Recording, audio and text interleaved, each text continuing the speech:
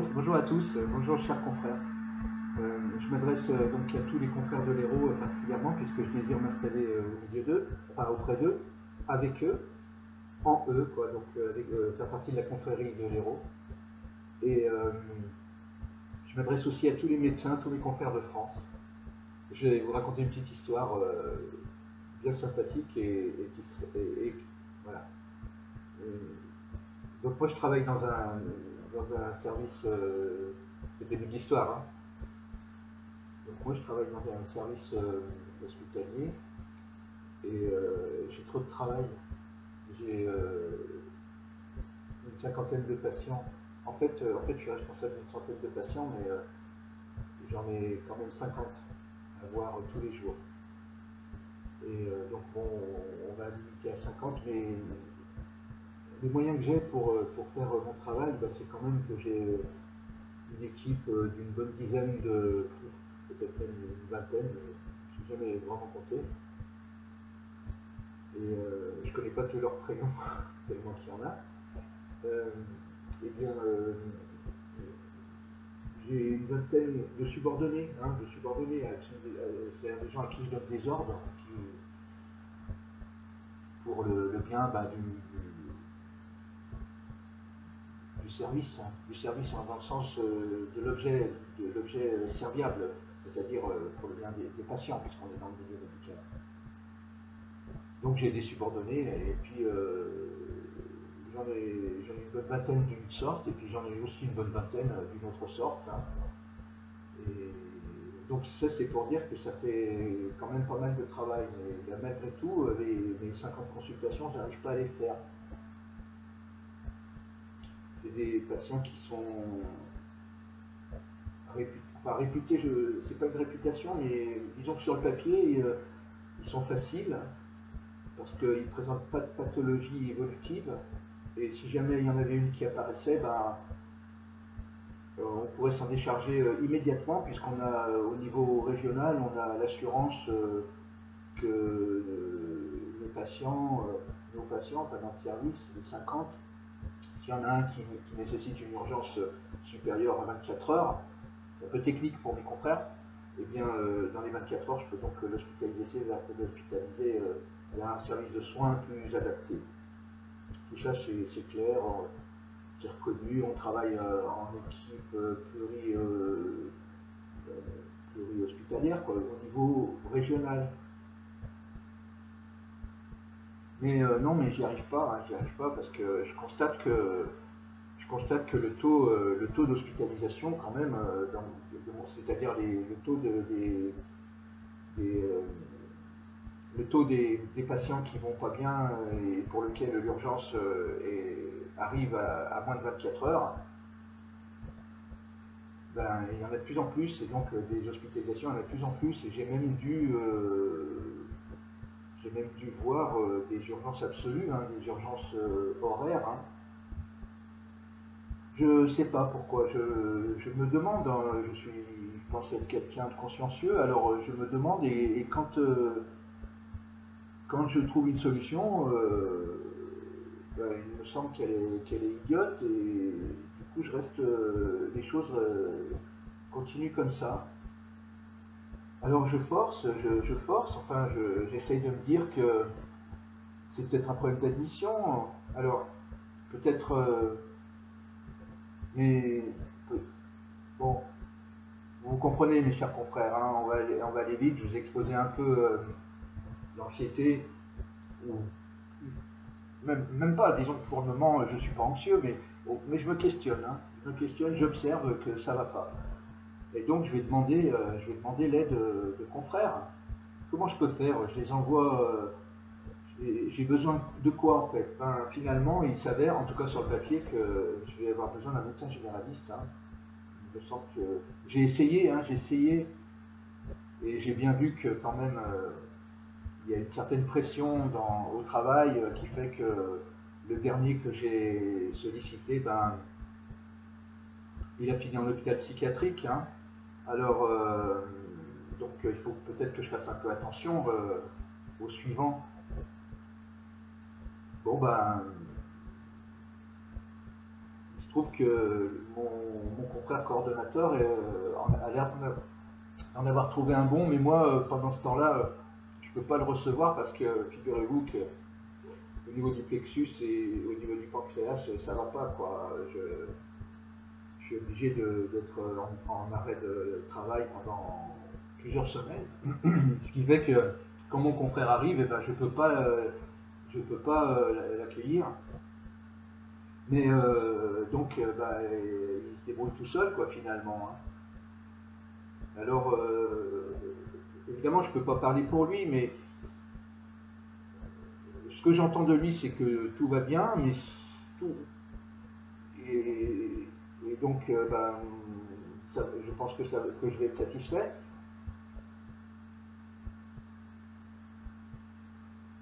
Et donc, pourtant, quand je reviens, je ne vais pas lui serrer la main, je ne vais pas me présenter à lui et lui dire que je suis son supérieur, et qu'il est mon adjoint, et que, bon, je ne vais pas lui demander de m'apporter le café, hein, c'est sûr, parce que ça, les secrétaires me le font tranquillement plusieurs fois par jour. Et puis, c'est tellement amical avec les secrétaires que leur bureau est tellement à côté que ma porte est souvent ouverte et c'est souvent que je bois le café assis le cul sur leur bureau. Bon, bah oui, je suis quelqu'un de très familier, quoi. Hein. Je tutoie facilement. C'est la familiarité qui fait ça. En tout cas, avec mes subordonnés. Bon, mais j'entends dire du bien, du bien, du bien. Ben oui, oui, oui. Oui. Et ben, en fait, je crois qu'il me fait peur. Mais est-ce que j'aurai le courage de lui montrer une marque de respect ou un remerciement? Non, non, moi, je suis son chef, hein, je ne vais pas le remercier du tout. Hein. J'ai besoin d'aide, c'est sûr, mais en fait, moi, l'aide, je m'en fous un peu. Hein. Moi, ce que je veux, c'est être servi. Je veux un assistant, mais je ne suis pas obligé ni même de me présenter finalement, et puis ni même de lui dire merci à tout ce que je vais lui dire. Bah, je fais bien comme ça avec tous les autres, depuis 9 ans. Ah oui? Non? Vous ne trouvez pas? Bon, bah alors, du coup, le jour où j'arrive et pour la première fois que je le vois, oh, mais vous vous rendez compte, le confrère, là, le médecin généraliste, celui qui doit me servir, il est en train de faire un staff au niveau de là. Ça fait 6 semaines qu'il est là. Moi, je suis pas là depuis 6 semaines, et il se permet de faire ça. Sur un cas clinique que moi j'aurais traité bien, que moi je sais hein, comment traiter.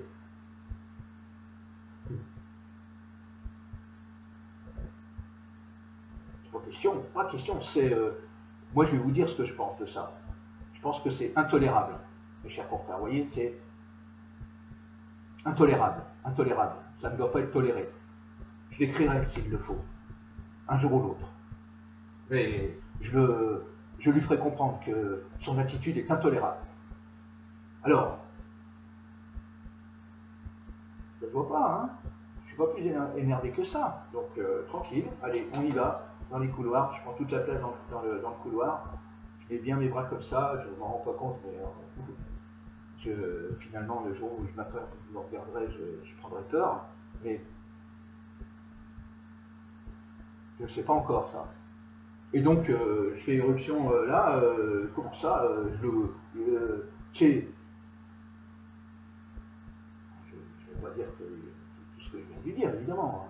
Personne ne comprendra d'ailleurs, hein, parce que moi, je vais régler mon compte avec lui seul à seul ou avec l'ordre, hein, parce que franchement, ce confrère, il est intolérable. Hein. Impossible de le tolérer. Je ne sais pas trop pourquoi, ou j'ai pas envie de vous le dire, parce que c'est ma vie privée, hein, c'est ma vie privée, ça me regarde, pourquoi je ne le trouve pas tolérable, vous comprenez, donc ça ne vous regarde pas, il est intolérable, c'est tout. Et donc, je balance comme ça, et la phrase que je vais sortir et que tout le monde va entendre, et qui va faire mouche, qui va faire un bon psychodrame qui fait que tout le monde va être carpette devant moi, c'est attention, là il y a eu un problème de médecine légale. Là, hein? Quelle prétention a-t-il là de me répondre que j'interviens dans son staff là? Quelle prétention? Bon, ok, je me retire. Mais voilà, je m'arrête là mes confrères. L'histoire termine là. Je pense que vous avez compris que la plupart des phrases doivent être prises à l'envers. La plupart sont des antiphrases. Si j'ai le temps, je ferai l'exercice de reprendre cette vidéo et puis de refaire l'inverse, ou de faire le scénario de la personne qui reçoit, c'est-à-dire dans le réel, dans la vraie réalité, c'est-à-dire ce qui est écrit en factuel dans le passé, et qui a des conséquences performatives destructives, en l'occurrence pour moi, dans le présent toujours. Et mon espérance à moi, c'est que dans un futur le plus proche possible, je sois libéré de cette... c'est pas une malédiction, au contraire, hein, j'ai plein d'amis, hein, j'ai plein de pensées positives, hein, mais justement, charge à nous de faire disparaître cette malignité. Malignité au sens maladif du terme, hein, cette tumeur maligne, quoi. Voilà, excusez-moi, je mets sur pause.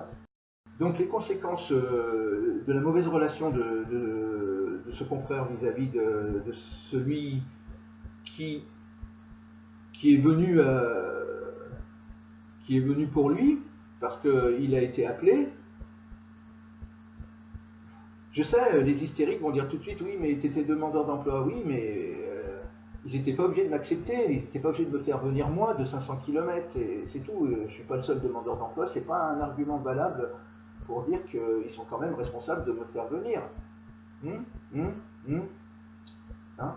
Et moi, si je viens, j'accepte de payer une fois l'aller-retour 500 km, plus 500 km, 1000 km, avec tous les frais d'essence, ça prend la journée. Et dans les entretiens, il vaut mieux venir la veille pour avoir l'hébergement la nuit. Ça se discute au moment où on prend un poste. Hein. Vous imaginez, vous partez au Mans. Je prends un autre exemple. Vous partez au Mans pour un jour de travail. Un jour de travail, bah oui, c'est comme ça. Hein, maintenant, vous êtes, moi, je suis inscrit à la NPE des médecins. Hein. Il y a du travail, et j'ai le droit de travailler partout en France, n'est-ce pas? Et là, on vous appelle pour un jour de travail et on vous appelle pour le... J'exagère pas, hein. On vous appelle pour le lendemain. Commencer la garde de 8h, c'est un jour férié, jusqu'au surlendemain 8h. On va dire que c'est un 1er novembre, par exemple. Et vous êtes, on va dire que vous êtes à Bourg-en-Bresse, dans l'Ain, et puis la personne chargée des ressources humaines, qui n'est pas de l'établissement, elle va se trouve coincée, elle n'a pas de médecin. Alors elle m'appelle parce que moi je suis disponible pour travailler comme ça dans toute la France. Et j'ai plus que ça à faire après différentes histoires avec différents confrères, vous voyez. Et pourtant j'ai jamais été dans le journal, hein, on est d'accord, mais je parle à tous mes confrères, hein, je suis bien en train de dire qu'on m'a déjà fait ça à 2 reprises hein, dans ma carrière, et à 2 reprises j'ai été obligé de sacrifier mon cabinet. Hein.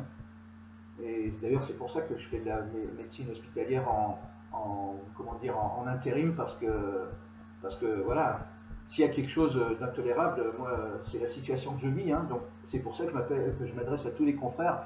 Je m'adresse à aucun président, hein, aucun président de l'ordre, aucun président encore moins régionaux, hein, mais surtout pas à notre président départemental. Je vous écrirai, chers confrères, officiellement. Je m'adresse à tous mes confrères, aux 120 000 médecins de France, et plus particulièrement dans le cas qui m'intéresse, aux médecins de l'Hérault, du département de l'Hérault, qui vont se pencher sur la problématique de est-ce que j'ai le droit de... Moi je vous demande à vous, pas à votre président. Votre président il a dit non. Alors moi je vous demande à vous. Parce que votre président il porte votre parole. Et moi à mon oreille j'ai entendu que la sienne, c'est-à-dire celle de notre confrère qui n'est pas plus subalterne que vous et moi, par rapport à vous et moi, quoi. C'est le titre de président. Le titre de président, il faut l'honorer parce que justement, il parle pour vous. Alors si moi je suis un confrère et que je m'adresse à chaque confrère, et je demande vous, qu'est-ce que vous pensez de ça? Est-ce que vous refusez de travailler avec moi? Vous comprenez ça? Si derrière mes confrères qui pensent que je vais les obliger, qu'en faisant ça je les oblige à travailler avec moi, ben c'est qu'ils sont un peu paranoïaques. Hein. Je m'adresse à des confrères, à des gens consciencieux. Je vous oblige à rien, je vous demande simplement est-ce que vous voulez que est-ce que je peux m'installer dans l'Hérault, hein. Et donc votre président a dit non. Et il a même dit que je faisais de la médecine illégale. Alors voilà, donc je pense que ce problème, vu que c'est un transfert entre deux régions, aucune région ne peut, ou alors elles se mettent toutes les deux. Vous comprenez le boxon que ça va faire. Donc la seule solution, c'est que j'écrive une lettre au national, et c'est pour ça que je m'adresse aussi à l'ensemble de mes confrères nationaux. Je vais étudier la possibilité avec notre bien-aimé confrère, le docteur Robert Lacombe, et parce que franchement, le docteur Boigelin, votre président, j'aimerais bien que ce soit le mien, et j'aimerais bien aller lui resserrer la main pour me représenter une deuxième fois, hein, une deuxième fois. Parce que visiblement, il n'a pas voulu savoir qui je suis. Hein. Il m'a dit tout de suite que je faisais de la médecine illégale. Alors en disant ça, ben, merci les confrères, hein, tous ceux qui sont dans mon cas, qui cherchent du boulot un peu, et même ceux qui cherchent à s'installer. Vous croyez que si moi je veux m'installer dans l'Hérault, alors que je crève la faim chez moi dans l'Ain, il va falloir que je demande l'autorisation à l'ordre avant? Non. Et puis qui me dit que il faut bien que je fasse une étude de marché? Non. Je pense que c'est ce qu'on fait quand on veut s'installer dans un endroit. Ça prend 1 an à peu près pour étudier tout ça. Je crois que notre confrère, le docteur Boigelin, votre président de leur départemental de l'Hérault, m'a manqué de respect. Il a tout simplement essayé de m'intimider, et ça se fait pas.